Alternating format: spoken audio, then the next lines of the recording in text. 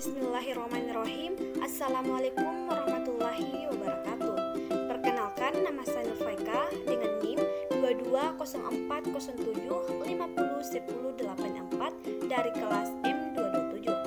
Di sini saya akan membahas sedikit tentang perjuangan bangsa Indonesia.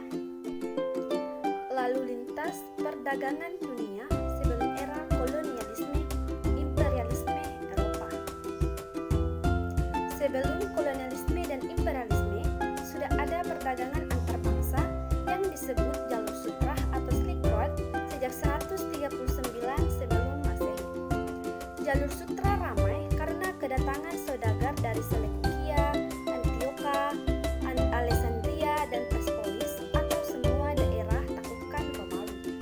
Kedatangan bangsa Eropa ke Asia, termasuk ke Indonesia, dilatar belakangi oleh keinginan berdagang, menjelajah daerah baru, dan berpetualang, serta menyebarkan agama. Dalam imperialisme kuno, penguasaan daerah baru dimaksudkan untuk mendapatkan 3G, yaitu gold, glory, dan gospel.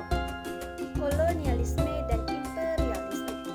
Kolonialisme dan imperialisme memiliki arti penjajahan atau penguasaan terhadap suatu daerah dan suatu bangsa oleh bangsa lainnya.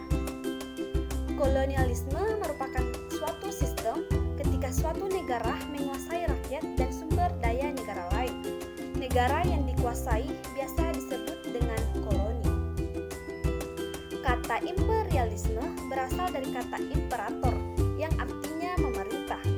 Imperialisme merupakan suatu penjajahan langsung yang dilakukan oleh suatu negara terhadap negara lain. Runtuhnya Konstantinopel.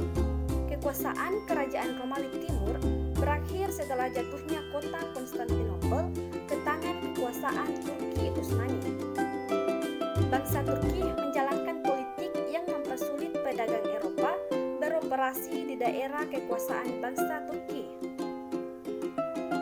Dengan keadaan tersebut, menyebabkan perdagangan antara dunia timur dan Eropa menjadi mundur, sehingga barang-barang yang dibutuhkan orang-orang Eropa menjadi berkurang di pasaran Eropa. Barang-barang tersebut terutama rempah-rempah.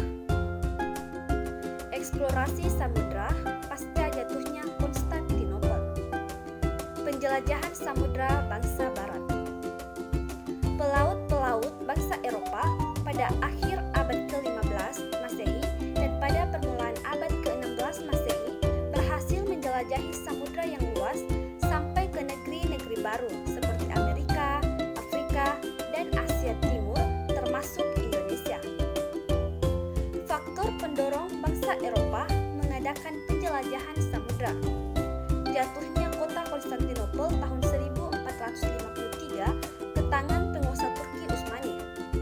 Kisah perjalanan Marco Polo ke dunia timur yaitu perjalanan kembalinya Marco Polo ke negeri Cina melalui pelayaran.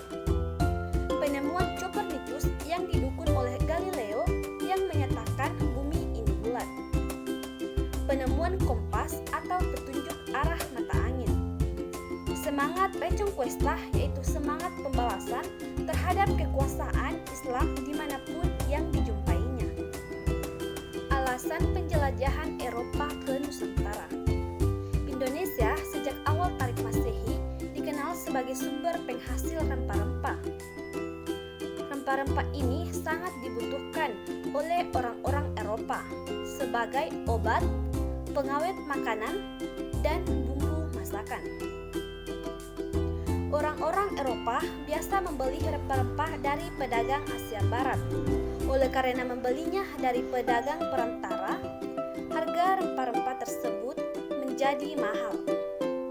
Tujuan bangsa Barat menguasai Indonesia. A. Agar dapat menguasai perdagangan rempah-rempah langsung dari daerah sumbernya. Cara tersebut dilakukan dengan menerapkan monopoli perdagangan. B. Menguasai wilayah strategis untuk perdagangan